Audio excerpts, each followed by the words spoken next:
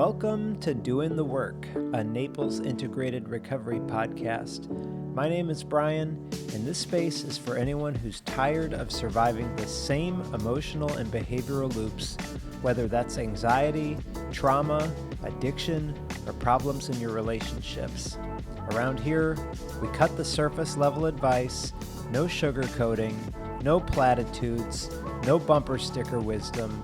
We focus on clarity, responsibility, emotional discipline, and the courage to look at yourself honestly so that you can stop repeating the same old patterns and start living with intention instead of reaction. Let's get into it. Hi, everybody. Today is a Father's Day episode, and I'm going to talk a little bit about some of the patterns that I see in the office, some of my work around a complicated dad, and hopefully some things that you can think about and take away on this holiday. But I think that Father's Day is one of those holidays where if you find yourself in the greeting card aisle at Walgreens or wherever, you are looking through cards that sometimes feel like maybe they are written for somebody else's family, like, you taught me everything I know, or, I am so lucky that you're my dad and my hero, or things like that. And for some people, maybe that is fully true, and others maybe partly true, or it doesn't fit at all.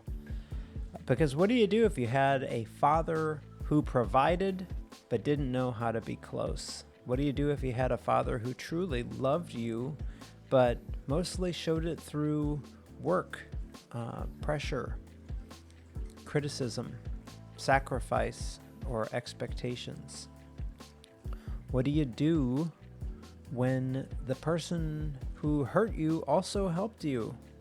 This can be a pretty conflicting holiday, and a lot of the clients that I work with have father wounds or have parent wounds, and so it can be a day of mixed emotions for some of them, where maybe they are feeling both grateful and angry at the same time, loyal and wounded at the same time, or grieving and still working through old pain at the same time. So that's what I'm going to talk about today for Father's Day. The complicated part, the part that does not fit neatly into gratitude or blame, the part where a person can miss their dad and still tell the truth, the part where you can recognize what was given, name what was missing, and stop trying to force the whole relationship into some clean Hallmark emotional category. So I have been reflecting on my dad quite a bit the last few weeks, probably more than I would have expected to at this point. He died in January of 2025, and Father's Day has a different weight if a person is gone. It's strange because I talk about father wounds with clients all day in the office. Well, not all day, but frequently in the office. And I can help them work through father absence, criticism, volatility, addiction, abandonment, resentment, grief, all of that. And when it comes back to your own dad, it feels different. You can have all of the clinical language, you can understand grief for a living, and then still become occasionally humbled by your own. And if you've listened to this podcast for a while, then you've probably heard me mention him a dozen times or so. I hope that does not only come through a lens of criticism, because I know that I have mentioned how critical he could be. My mom recently shared with me that one of his coworkers in Illinois has listened to this show. Hello, listener from Illinois. And so I don't want it to make it sound like all I want to do is just shit on my dad, because I I know I've talked about how difficult he could be around. I've mentioned some of the father wound material because it's part of my story and it shows up in a lot of the work that I do with clients. But I don't want him to be a punching bag either because he was more complicated than that. In fact, most people are. But I don't have a ton of memories of him being very present in my childhood. That part is true. He was a workaholic. He did 70+ hour weeks. He was always working, always providing, always carrying something. And a lot of my childhood memories of him were connected to being in trouble, being corrected, or feeling like I was being measured against a standard that I was probably not ever going to meet. And that, unfortunately, did have an impact in development, and I'm not going to pretend that it didn't. Here's the other thing, though, is there was a lot of repair also, if I haven't said that enough on this show, because when I became an adult and after he retired, after his life slowed down, especially after he had some health issues limiting his mobility, we bonded in ways that I never would have expected when I was a kid. And when I did his eulogy, I mentioned a story that when I was in graduate school, he volunteered to read a lot of my assignments, and he would offer critiques. And by offer critiques, I mean he would basically take anything that I wrote and then attempt to rewrite the entire assignment into something that absolutely was like not what a professor had even asked for. I would send him something related to counseling theory, family systems, trauma, addiction, human development, and he would come back with some of these really quirky, neuroscience-heavy explanations of human behavior that probably now, several years post-masters, I would have found way more interesting. And it was probably even true, but it wasn't what the assignment was. And then he would get irritated that I didn't want to use his version. And oh God, it drove me crazy. And I can't tell you how much I miss that now.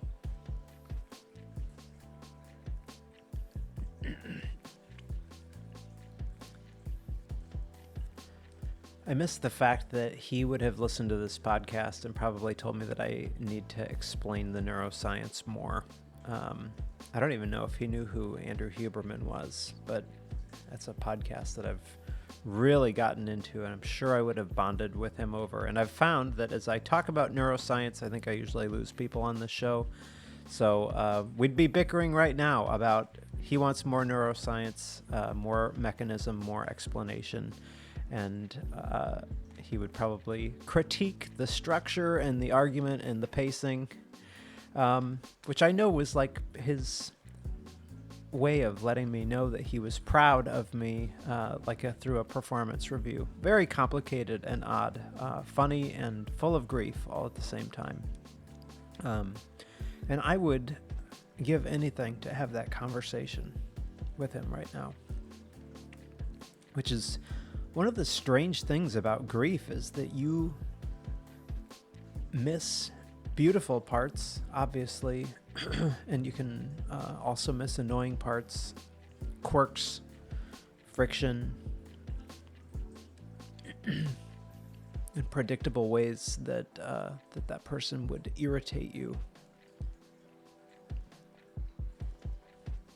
You could miss stuff that would make you roll your eyes because now the irritation even felt like it was connected to love. I would love to have him overcomplicate a podcast episode right now. I would love to hear him text me that I was missing a biological mechanism, or to argue with me for 10 minutes, and then to be grateful that he cared enough to be listening. Man.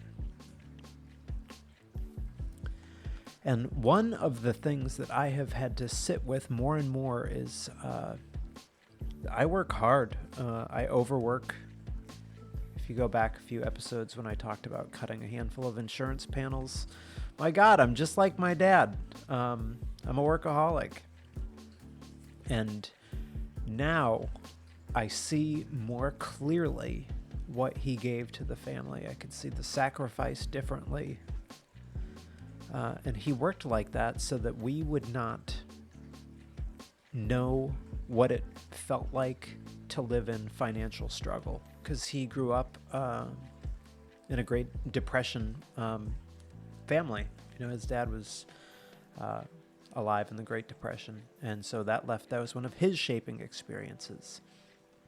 And he worked like that so that the family would have stability, so that bills were paid, opportunities existed, and that there wouldn't be fear around money. And that came with a cost.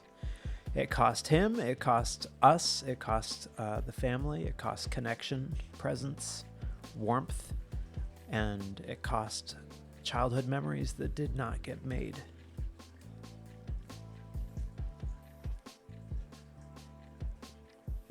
That's a hard part of being an adult child, looking back with honesty, because the story isn't a clean story. It's complicated. And that's where things were lacking. But my dad also paid for my college and my master's degree.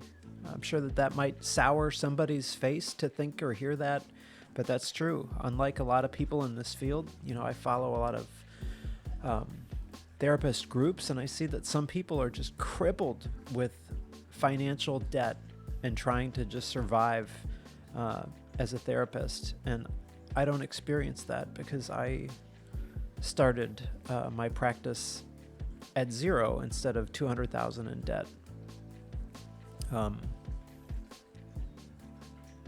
And that's huge. I was given something huge. And now that my practice is thriving, my partner and I have a life where we are not constantly terrified that the next bill is going to break the family. I don't love getting a $10,000 air conditioner replacement bill, but if that happens, it's not going to crush me if it happens. And I have my dad to thank for that. My sister is also a very hard worker, and I think about the work ethic that he gave us, and I think about how much pressure he put on us. I think about how critical my childhood was, and some of the ways that I absorbed his drive, and how I do the work now in myself to not be consumed by it. Some of the things that I have had to heal from have been tangled up with the things that have helped me to survive and build. And that's a strange inheritance when a father can give you gifts that you have to learn how to carry. Work ethic can become overworking. Discipline can become self-attack. High standards can become feeling like you are never finished or you've never arrived. And provision can be love that was real while also being something that was hard as a kid to feel loved. And that is where father wounds are incredibly complicated. People hear the phrase father wound, and sometimes they think that means that the father was a monster. In some cases, with some of the clients that I work with, their dad really was a monster.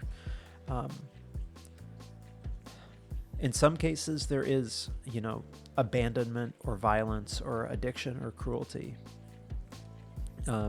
But in my case, there's a father wound, but it was quieter.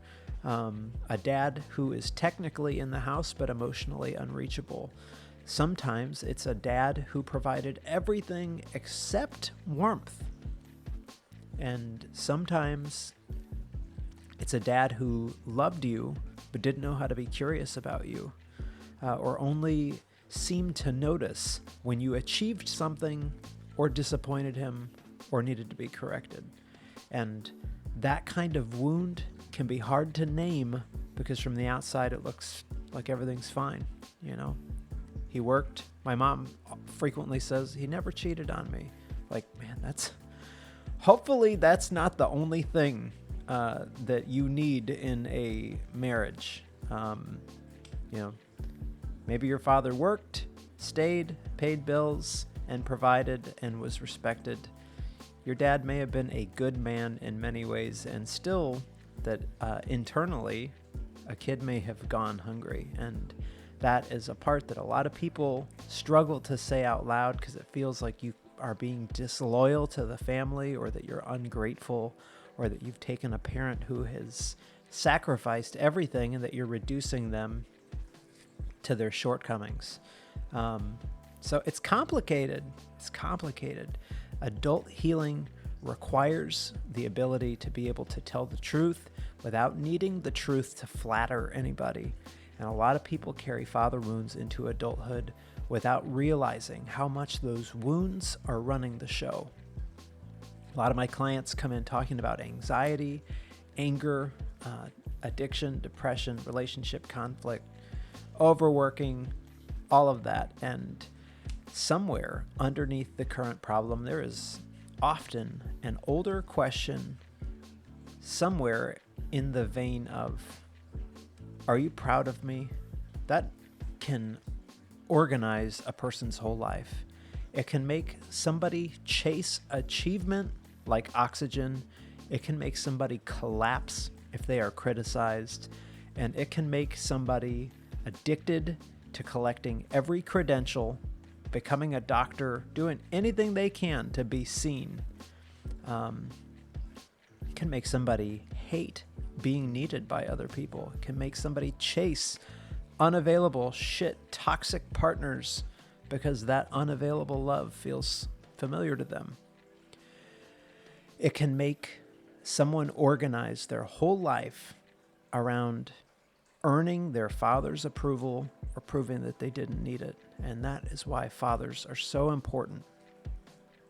And I know that sounds loaded because almost any statement about fathers, mothers, family, men, women, masculinity, childhood, or development gets dragged into some cultural war within 5 seconds. And I am talking about like clinical development.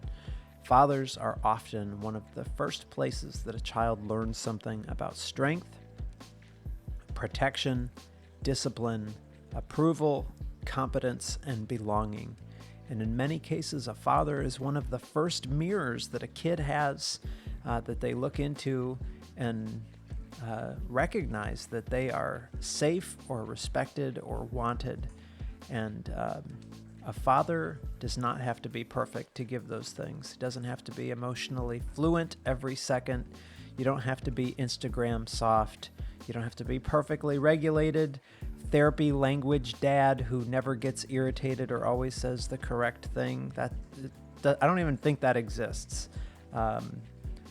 Kids can survive imperfect parents. What they need is presence, repair, because you're not going to do it right all the time, enough consistency, enough protection, enough interest, and enough humility from the adults who are shaping them.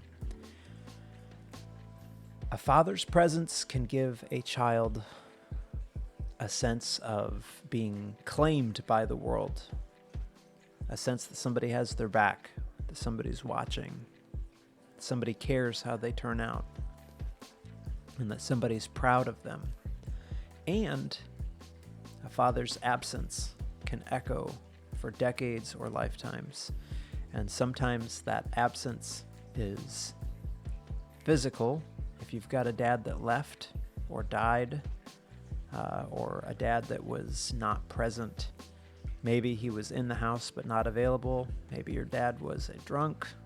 Maybe he was checked out. Maybe he was consumed by his own pain from his own childhood, his own resentment or depression or addiction or ambition.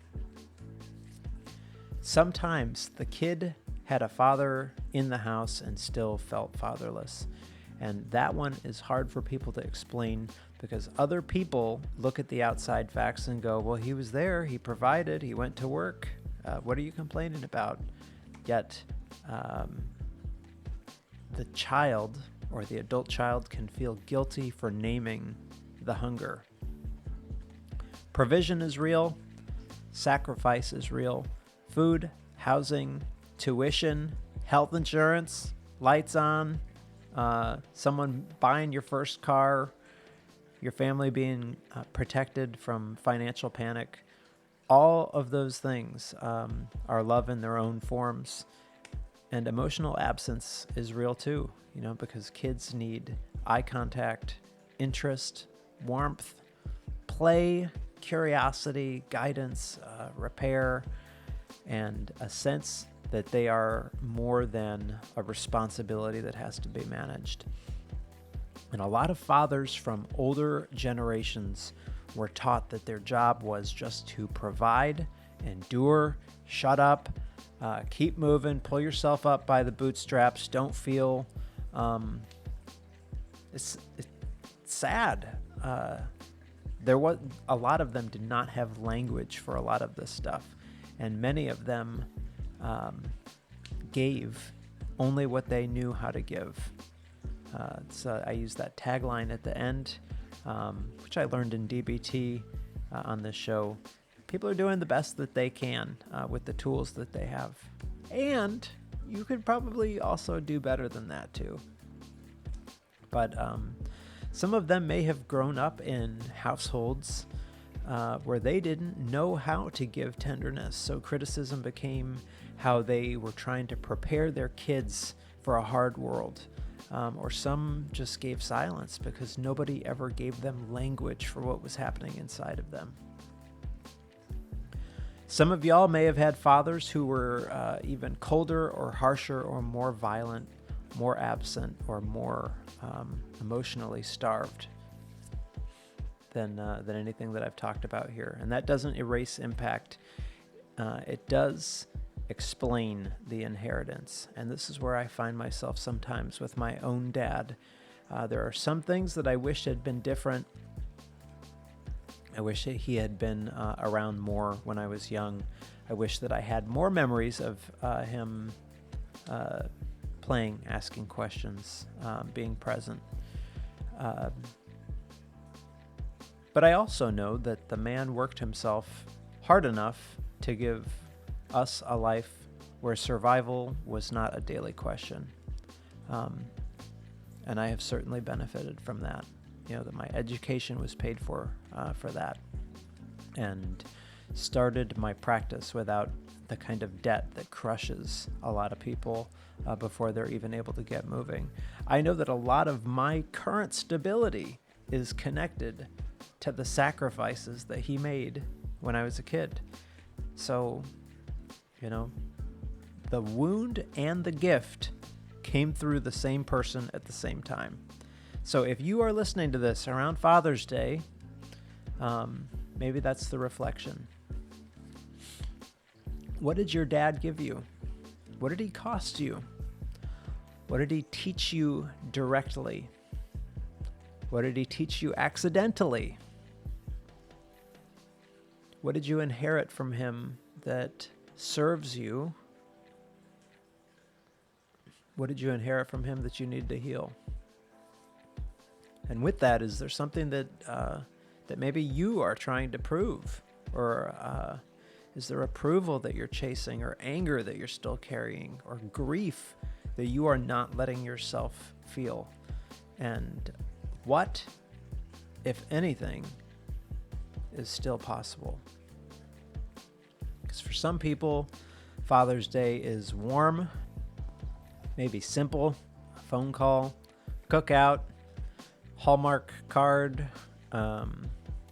sharing a memory, a laugh, a hug. And for other people, some of my clients, I know that this day is brutal, that it brings up the worst possible abuse, betrayal, and emotional neglect, family secrets and the grief of not ever having the caregiver that they needed. Some of you guys lost your dads too early. Some of you never knew your dad. Some people had to cut contact because dad was repeatedly causing harm. Some people are currently trying to decide right now how close is close enough and how far is safe enough. How much contact can I tolerate? Some people are grieving a father who is still alive. Some people are grieving the fantasy that their father is going to someday be the dad that they needed him to be. All of those different things deserve respect. I am not here to tell anybody that they owe access to a parent who has been abusive, unsafe, cruel, predatory, exploitive, or unwilling to take responsibility. Sometimes distance itself is the work, and sometimes grief is the work. Sometimes feeling your anger and not doing something crazy while you're angry is part of the work. Sometimes repair is the work. Sometimes forgiveness is the work. And for me, I am very grateful because I was able to find some of that forgiveness. I'm grateful that I got some repair. I'm grateful that my relationship with my dad did not end in the same place that it started. And I wish that there had been a lot more presence. So I think that's the reflection that I would offer on this Father's Day. Look at the whole story. Look at what hurt, what was missing, what was given, what you inherited, what you had to overcome, and what you might still be carrying. And if your dad's still here, and if there's something that needs to be said or done, then do it. Maybe you can do that while there's still time. I talked to my dad the day that he died, and I was watering plants, and I said, it was just a normal Friday conversation, and I said, I'll see you for dinner Sunday, and I didn't know that was going to be the last time that I talked to him, So maybe if there's some work that you need to do,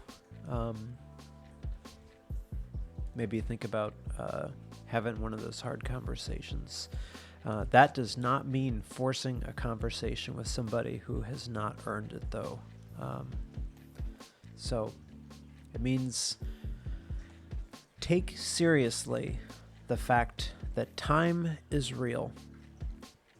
People die, health changes, windows close. Sometimes the sentence that you are postponing becomes a sentence that you never get to say. And if your dad is gone, then maybe let yourself tell the truth without forcing it into a Hallmark card or a courtroom. That's been the work for me. My dad was not perfect, but he was a good father. He shaped me. He frustrated the living shit out of me. He sacrificed for me and the family. He missed a lot. He repaired some, and I really miss him.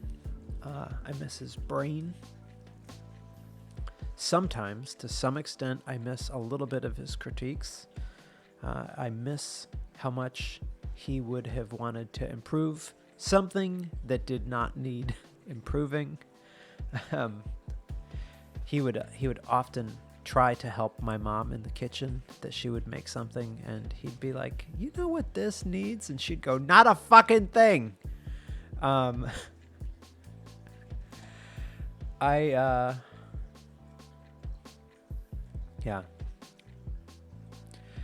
I miss the conversations that we got to have later in life, and the ones that I thought that I was going to get to have that I didn't. Man, and I unquestionably know that he would have been so proud of everything that I have built with my practice and the podcast and my company. So happy Father's Day to the dads out there who are trying, repairing, learning how to be a little bit better, learning how to be present, and doing the uncomfortable work of becoming the kind of dad that maybe they didn't even have. And for those whose dads are gone, absent, unsafe, complicated, or still painful to think about, I hope that you give yourself permission to tell the truth about the grief, the anger, the gratitude, the longing, the relief, the love, the wound, the inheritance, all of it. Sometimes healing means being able to hold the whole complicated thing, and that is doing the work. Thanks for spending the time with me. If you found this episode helpful, please share it with somebody who may need to hear it. Be kind to yourself, be kind to people around you. Remember that we're all doing the best that we can with the tools that we currently have, and we're all capable of growing past that. If you'd like to reach out or connect, send me an email, brian@naplesintegratedrecovery.com. I hope to hear from you there. In the meantime, thanks again for listening. I'll see you on the next one.